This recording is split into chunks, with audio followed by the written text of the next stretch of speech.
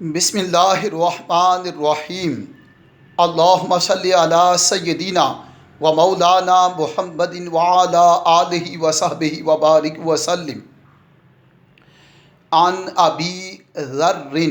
رضی اللہ تعالی عنہ انہ سمع رسول اللہ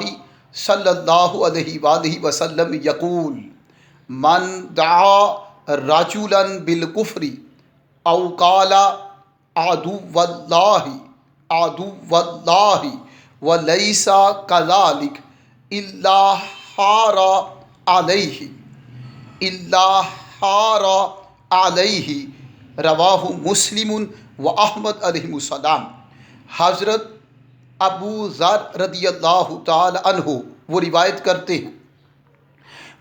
کرتے ہیں کہ انہوں نے تاجدار کائنات صلی اللہ علیہ وآلہ وسلم کو فرماتے ہوئے سنا۔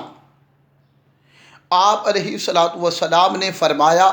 من دعا رجلا بالکفر، جس بندے نے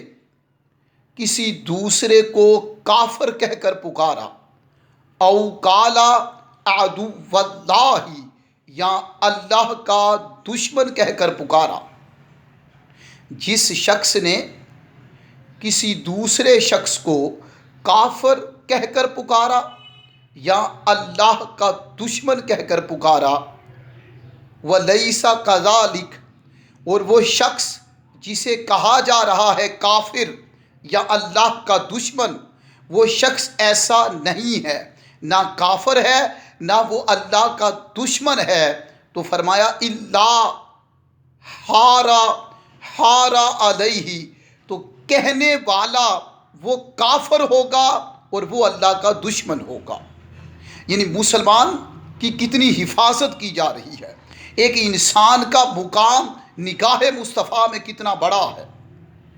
اور پھر عام انسان اشرف المخلوقات پیدا کیا گیا ہے، اور جو مسلمان ہے اس کی شان وراء الورا ہے۔ تو فرمایا کسی مسلمان نے یا کسی شخص نے کسی دوسرے کو کافر کہہ کر پکارا یا اللہ کا دشمن کہہ کر پکارا، لیکن نہ وہ کافر ہے نہ وہ اللہ کا دشمن ہے جسے کہا جا رہا ہے، تو پھر وہ جو کہنے والا ہے وہ کافر ہوگا اور وہی اللہ کا دشمن ہوگا۔ وہ کلمات کہنے والے کی طرف پلٹائے جائیں گے اور لوٹ جائیں گے، مانا وہ کافر ہوگا اور وہ اللہ کا دشمن ہوگا۔ اس لیے ہمیں گفتگو میں، تکلم اور بات چیت میں، کنورسیشن میں، ٹاکنگ میں، سپیکنگ میں، کنفیبولیشن میں ایٹیکیٹس کو ملحوظ خاطر رکھنا ہوگا۔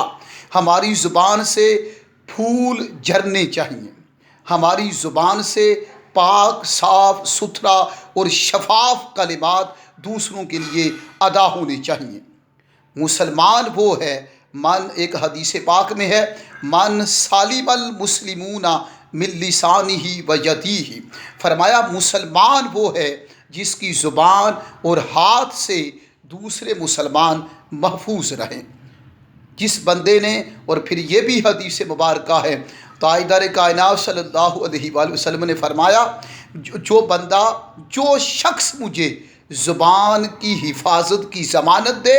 اور شرمگاہ کی حفاظت کی ضمانت دے، میں محمد اسے جنت کی ضمانت دیتا ہوں۔ ہمیں اعضائے جسمانی کی حفاظت کرنی ہوگی، اپنی زبان کو کنٹرول کرنا ہوگا، اور خیر الناس من ینفع الناس، فرمایا بہترین شخص وہ ہے جو دوسروں کو فائدہ دے، نفع دے، اور اس کا وجود دوسروں کے لیے نفع بخش بن جائے۔ اور آج بتاؤں کہ 100 درجے، اگر 100 کا جو فگر ہے، اس میں جو بندہ خدمت خلق کر رہا ہے، لوگوں کا بھلا کر رہا ہے، 90% وہ ثواب پا جاتا ہے، اور جو بندہ نماز، قرآن، تلاوت، عبادت کرتا ہے، 10% اسے ثواب مل جاتا ہے۔ 90% سروس آف ہیومینٹی میں ثواب ہے، خدمت خلق میں ہے، betterment and goodness of people میں ہے۔ لوگوں کی ایڈوانس ترقی میں، لوگوں کو خوشحال بنانا، مشکلات سے نکالنا، ان کو سپورٹ کرنا، ہیلپ کرنا، اسسٹ کرنا، کوآپریٹ کرنا، کولیبوریٹ کرنا، سمپاتھائز کرنا، ان خدمت خلق میں 90% ثواب ہے، ریوارڈ ہے، پرائز ہے، اور 10% عبادت میں ہے، کیونکہ عبادت میں وہ خود بندہ جو عبادت کر رہا ہے اسے اکیلے کو فائدہ ہو رہا ہے، لیکن خدمت خلق میں وہ دوسروں کو فائدہ دے رہا ہے، اور اللہ پسند کرتا ہے کہ اس کی مخلوق اور کنبے سے پیار کیا جائے اور زیادہ سے زیادہ اسے فائدہ دیا جائے۔ السلام علیکم ورحمۃ اللہ وبرکاتہ۔